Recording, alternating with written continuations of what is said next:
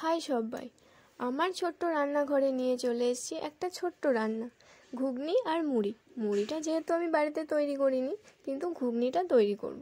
তার জন্য নিয়ে নিয়েছি পেঁয়াজ কুচি, রসুন কুচি, আদা কুচি, টমেটো কুচি আর হলুদ গুঁড়ো, লঙ্কা গুঁড়ো, গরম মশলা, জিরে গুঁড়ো আর মিট মশলা। এখানে নিয়েছি আলু, মটর আর চিনি, পাঁচফোড়ন, নুন ও তেল। তারপরে নিয়ে নিয়েছিলাম ধনেপাতা, কাঁচা লঙ্কা ও পেঁয়াজ। পেঁয়াজ আর লঙ্কাটা তো ঘুগনিতে মাস্ট। তারপর আমি ধনেপাতাগুলোকে কুচি কুচি করে কেটে নেব। আমার তো এই মিনি কিচেনের ছোট ছোট জিনিসগুলো দারুণ লাগে। তোমাদের কেমন লাগে কমেন্ট করে জানিও। বড়তে রান্না তো সবাই করে, কিন্তু আমি এই ছোট্ট রান্নাঘরেই দেখালাম। তারপরে লঙ্কাগুলোকেও কুচি কুচি করে কেটে নেব। তারপরে আমি আমার ছোট্ট কড়াইটি উনুনে বসিয়ে দেব। উনুনে বসিয়ে দেওয়ার পর আমি দেব তেল। তারপরে তেলের যেহেতু ঘুগনিটা লাল হওয়ার জন্য প্রথমে আমি চিনি দেব। তারপর চিনির পর পেঁয়াজ কুচি, লঙ্কা কুচি ও আদা কুচিটা দিয়ে দেব। তারপর ভালো করে নাড়াচাড়া করে আমি দিয়ে দেব রসুন কুচি।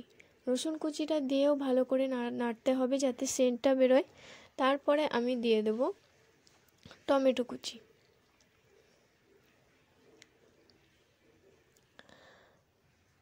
টমেটো কুচিটা দেওয়ার পরেও ভালো করে নাড়তে হবে যাতে টমেটোটা সেদ্ধ হয়ে আসে, তবেই তো রঙটা হবে।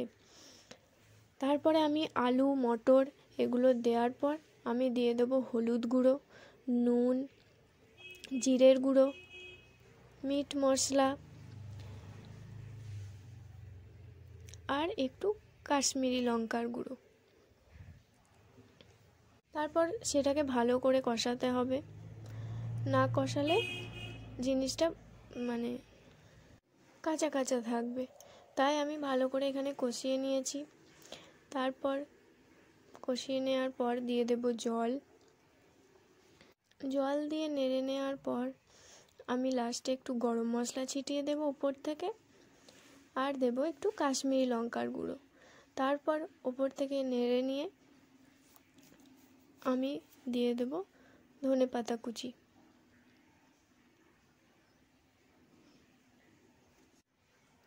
তারপর ধনেপাতা কুচিটা ভালো করে নেড়ে নিয়ে আমি এবার নামিয়ে দেব কড়াই। তারপর একটা থালায় মুড়ি নেব।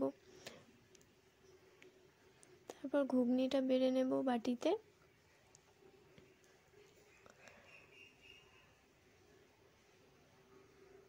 আর দেব পেঁয়াজ আর লঙ্কা। ভিডিওটি কেমন লাগলো অবশ্যই কমেন্ট করে জানাবে, আর ভালো লাগলে সাবস্ক্রাইব করবে, লাইক করবে অ্যান্ড শেয়ার করবে। সবাই খুব ভালো থাকবে। আসছি, দেখা হবে আবার পরের ভিডিওতে।